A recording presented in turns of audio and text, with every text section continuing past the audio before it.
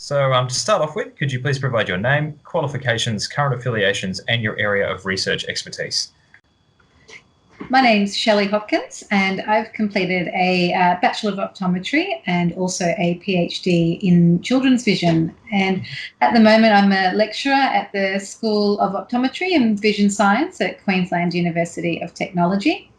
My area of research is in children's vision, and we do a lot of work specifically looking at Aboriginal and Torres Strait Islander children's vision. And this also includes working classrooms and looking at the association more broadly between vision and reading and other classroom activities. Right. So you're a co-author on two papers published in the May issue of CXO in two different areas. I understand one of them is on the area that you've just mentioned. Do you find it more difficult writing a review or a research paper? I think there's a lot more planning that needs to go into a review paper, which can make it more difficult compared to a research paper. The scope of the review, what topics are going to be included in the review, and how this is going to be structured, they all need to be discussed and agreed upon by all the authors early in the process, and this can take a bit of time.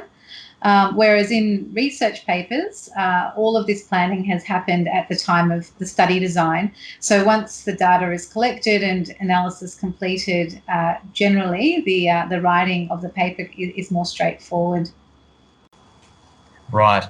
So I suppose in that respect, it's almost just documenting what's happened instead of designing this whole thing that you then have to go and execute and write about at the same time.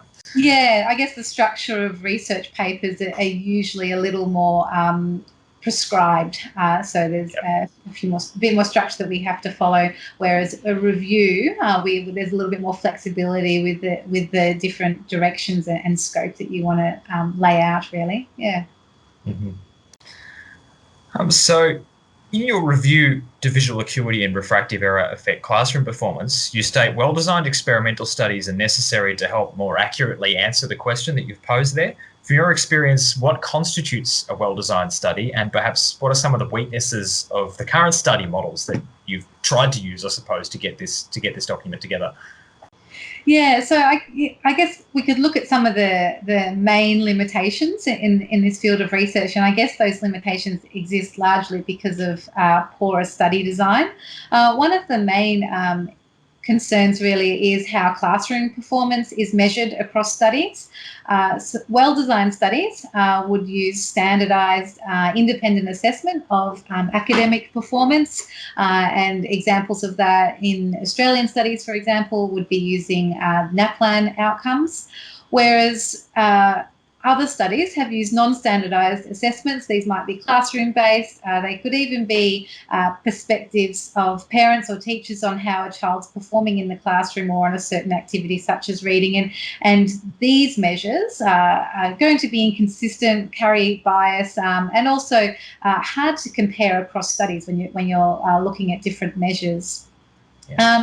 Yeah. Another area, I guess, that is also a limitation in the research would be around different cutoffs and how we would define poor academic performance or poor reading performance, and then also the cutoffs used to classify what would qualify as a vision condition. We know in paediatric optometry there's a lot of varied opinions around what constitutes clinically significant refractive error, especially with hyperopia. So naturally you're going to have varied definitions carrying across the studies as well, which again makes it difficult to compare directly across studies.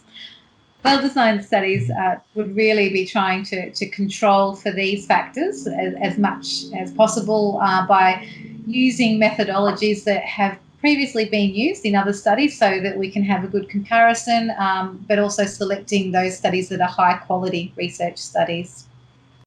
Right. So, I mean, it sounds, even though I think we've touched on that in some ways the tests in schools are either so standardised that you're not able to get enough significant information about each participant to draw some conclusions, or they're either so biased or I suppose, subjective, administered by the teachers, that it's hard to draw any objective conclusions. And then Yeah. on top of that, you've got differences in what constitutes clinically significant.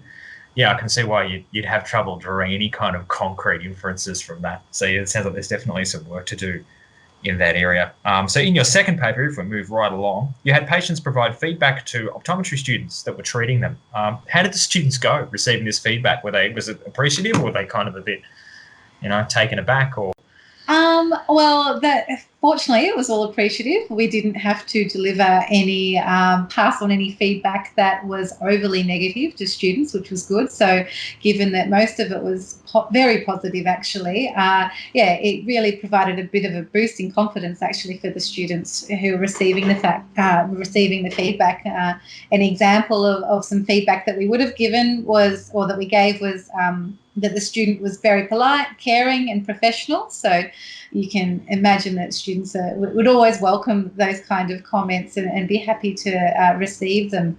There were a few students where we passed on feedback that wasn't quite so positive, and this was mainly around their use of jargon to describe a condition or a diagnosis, or even the techniques that they were performing, and struggling to clearly articulate the conditioning in terms that the patients understand. So this was also, I think, useful to hear for students to hear this from patients. This is common feedback that's given by supervising optometrists, our tutors, as well as optometrists who are supervising students on placement. So it's nice for them to hear it from the patients themselves as well. Yeah, definitely. And were you surprised by any of the responses from the patients, or was it mostly stuff that you expected to hear from them?